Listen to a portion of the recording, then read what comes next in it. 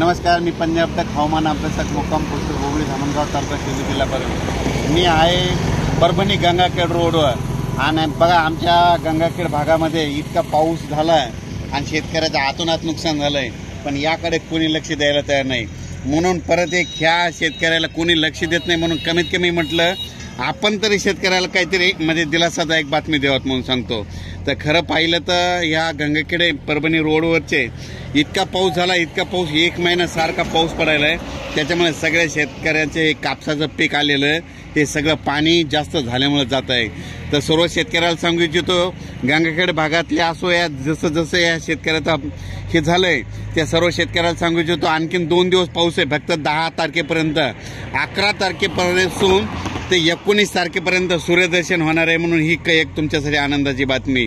तर परत राज्याचा परिस्थिती बघितली तर राज्यामध्ये जवळपास आता सांगायचं झालं तर 19 तारखेपर्यंत म्हणजे हवामान कोरडं राहणार आहे, सूर्यदर्शन होणार आहे, म्हणून शेतकऱ्यांनी हा अंदाज लक्षात द्यायचा। जशी वेळ भेटेल तसं तुम्ही तुमची खतं घेतं टाकून घ्यावे।